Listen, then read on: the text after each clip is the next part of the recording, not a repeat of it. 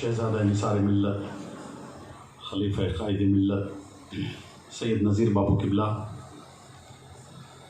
मुक़र्रिर ज़ीशान फ़ाज़िल गिरामी हज़रत अल्लामा मौलाना क़ारी अब्दुर्रहीम साहब बरकाती, सदर मुदर्रिस दारुल शम्स तब्रेज़ूना, स्टेज पर रौनक अफ़रोज़ ज़ी वक़ार हज़रात सादात किराम उलमा किराम, बुज़ुर्गों, दोस्तों, नौजवान साथियों, अज़ीज़ बच्चों, मेरी माँ और बहनों, अस्सलामु अलैकुम व रहमतुल्लाहि व बरकातुहू। नहमदुहु व नुसल्ली अला रसूलिहिल करीम, अम्मा बाद, फ़ऊज़ु बिल्लाहि मिनश शैतानिर रजीम, बिस्मिल्लाहिर रहमानिर रहीम।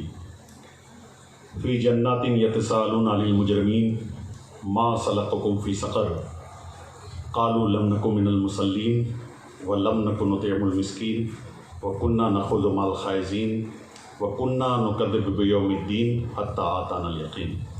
सदक़ल्लाहु मौलाना अज़ीम व सदक़ रसूलुहुन नबियुल अमीनुल मतीनुल करीम व नहनु अला ज़ालिका लमिनश शाहिदीन व शाकिरीन वल्हम्दुलिल्लाहि रब्बिल आलमीन।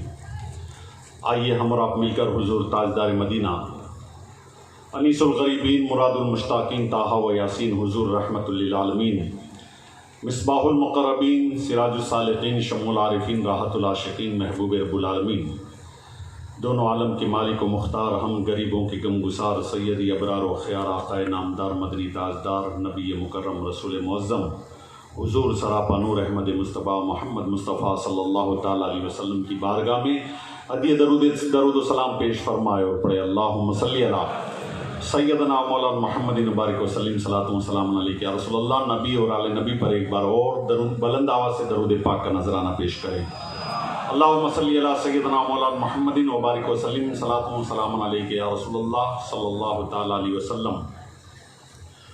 आज हम और आप उर्से बगदादी दुल्हा, उर्से निसार मिल्लत और निसार मिल्लत की साहबजादी की निकाह की तकरीब के खुशी के मौके पर आज पूरा दिन डूंगर की सरजमीन पर हमारा आना जाना लगा रहा। जैसा कि क़ाइद मिल्लत लखनऊ से चलकर के फ़्लाइट में बम्बई आए, बम्बई से दीव आए कल, और फिर सुबह में बाई रोड दीव से यहाँ आए, और आज के प्रोग्राम में अभी रात में उनका बयान भी होना था, खिताब भी होना था, लेकिन कुछ इमरजेंसी आने की वजह से इतनी दूर से सफ़र करने के आकर के बावजूद भी वो आज के इस जलसे में हमारे स्टेज पर मौजूद न रह सके, इसलिए हज़रत ने खूब आप लोगों से माज़रत तलब की है। लेकिन इन बुज़ुर्ग शख्सियतों का यहाँ आना ये अल्हम्दुलिल्लाह डूंगर के लिए रहमत की बरसात के मानिंद है। निकाह की तकरीब में उनका शिरकत करना और हमारे सैयद नज़ीर बापू को खिलाफत क़ादरिया, चिश्तिया, मनव्वरिया, मोहम्मदिया की खिलाफत से नवाजा, लिहाजा हम भी उनका शुक्रिया अदा करते हैं। इतनी दूर से आप आए थे, लेकिन इमरजेंसी काम की वजह से आपका जाना हुआ।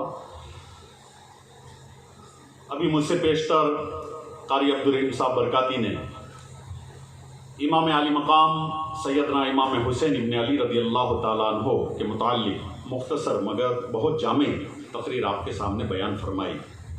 मौका तो नहीं है बहुत ज़्यादा तकरीर का, लेकिन मैं आपको बता दूं कि मुहर्रम के महीने की जब भी शुरुआत होती है 10 रोज़ तक हम अहले सुन्नत वल जमात के लोग मुहर्रम की तकरीबात में बढ़ चढ़ करके हिस्सा लेते हैं। लेकिन मैं आपको कहना चाहता हूं कि जब पहली मुहर्रम का चांद दिखे तो सैयदना इमाम आली मकाम रज़ियल्लाहु ताला अन्हो कि सिर्फ शहादत को याद नहीं करना चाहिए, आपकी शुजाअत को भी याद करना चाहिए, आपकी सखावत को भी याद करना चाहिए। आपने दुनिया में रसूल पाक सल्लल्लाहु ताला अलैहि वसल्लम की उसवे हसना पर चल कर के ज़िंदगी कैसे गुजारी, उस पर भी हमें अमल करना चाहिए। ये गैर शरई रसूमात में हम इतने उलझ जाते हैं, गैर शरई मामलात में हम इतने इन्वॉल्व हो जाते हैं, और अगर इसके मुतालिक कुछ कहा जाता है तो इख्तिलाफ पैदा होता है, और बाज लोग तो ये सब सारी चीजें जो होती है 1 से 10 रोजा तक, वो से लोगों का तो ये जज्बा होता है कि इससे दूसरे मजहब के लोगों पर बहुत बड़ा असर पड़ता है। हमारी ताकत का मुजाहिरा होता है, हमारी कुव्वत का मुजाहिरा होता है। इस वजह से दूसरे मजहब के लोगों पर, दूसरे लोगों पर हमारा रौब तारी हो जाता है, दबदबा तारी हो जाता है। लेकिन याद रखो मेरे दोस्तों, ये 10 साल में आप हजरत जानते हैं कि दूसरे मजहब के लोगों पर हमारा दबदबा कितना है, हमारा रौब कहां है, हमारा वकार कहां चला गया है। 10 रोज से हम 10 साल से भी ये भी कर रहे हैं, वर्षों से कर रहे थे, ये 10 साल में भी हम कर रहे हैं। क्या आपका वकार है? दूसरी कौमों के ऊपर आपका दबदबा है? नहीं।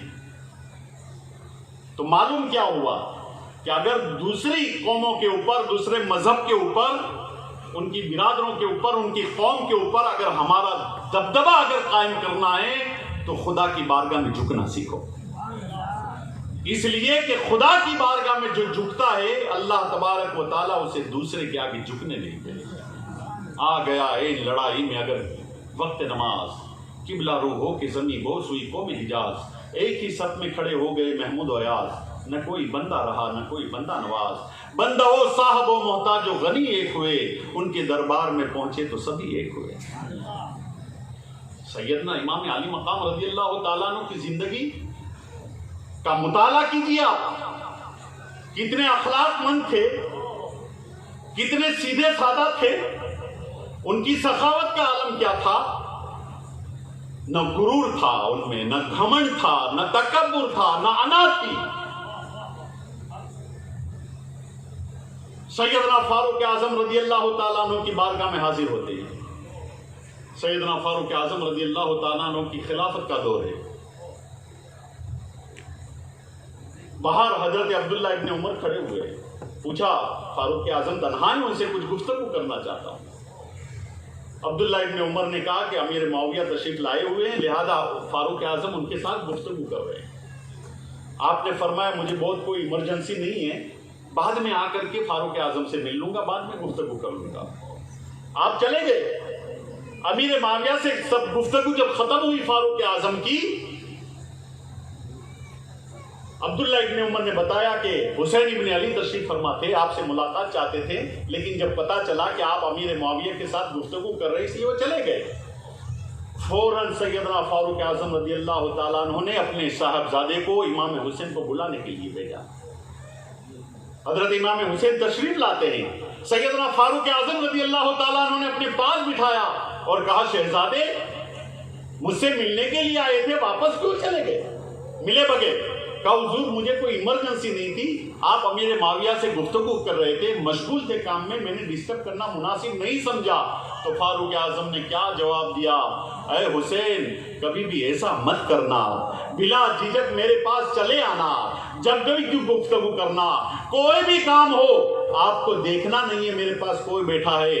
इसलिए फारूक आजम का जुमला सुनो, फारूक आजम इरशाद फरमाते हैं, ए हुसैन तुम जानते नहीं अल्लाह तबारक व तआला ने हमारे सरों के ऊपर जो बाल उगाए हैं ये आपकी वजह से उगाए हैं। ये सैयदना फारूक आजम रज़ी अल्लाह तआला अन्हु के अल्फाज है। इमाम हुसैन अहले बैत हसनैन करीमैन की शान मैं आपको क्या बताऊं। हजरत जिब्राइल बचपन का आलम है, हजरत जिब्राइल आसमान से आते हैं, आसमान से आते हैं, दोनों बच्चे हजरत इमाम हसन और इमाम हुसैन कुश्ती लड़ रहे हैं। अल्लाह के रसूल सल्लल्लाहु ताला अलैहि वसल्लम भी जलवा अफरोज है। सैयदतुन निसा मां फातिमा खातून जन्नत रज़ी अल्लाह ताला अन्हा भी तशरीफ फरमा है। दोनों भाई कुश्ती लड़ रहे हैं तो इमाम हसन की तरफ देख करके अल्लाह के रसूल ने इरशाद फरमाया, ए हसन हुसैन को इस तरह से पकड़ लो ताकि हुसैन शिकस्त खा जाएंगे। जब यह जुमला मां फातिमा ने सुना, अल्लाह के रसूल से कहा, या रसूल अल्लाह आप बड़े भाई से कह रहे हैं कि छोटे को इस तरीके से पकड़ करके शिकस्त दे दो, आपको तो चाहिए था कि हुसैन को कहते वो छोटे। हसन से क्यों कहा आपने, हुसैन से क्यों कह रहे हैं कि आप हुसैन से क्यों नहीं कह रहे कि हसन को इस तरीके के पकड़ करके शिकस्त दे दो? अल्लाह के रसूल मुस्कुराने लगे। माँ फातिमा ने पूछा, हुजूर मुस्कुरा रहे? आपको तो छोटे को कहना चाहिए था कि बड़े को पकड़ लो, लेकिन आप तो हसन से कह रहे हैं। अल्लाह के रसूल ने इरशाद फरमाया, माँ फातिमा मैं तो इधर से कह रहा हूं हसन को कि हुसैन को इस तरीके से पकड़ करके शिकस्त दे दो, लेकिन जिब्राइल को तुम नहीं देख रही हो, वो इमाम हुसैन की तरफ है, वो हुसैन से कह रहे हैं कि इस तरीके से हसन के पकड़ करके उनको शिकस्त दे दो।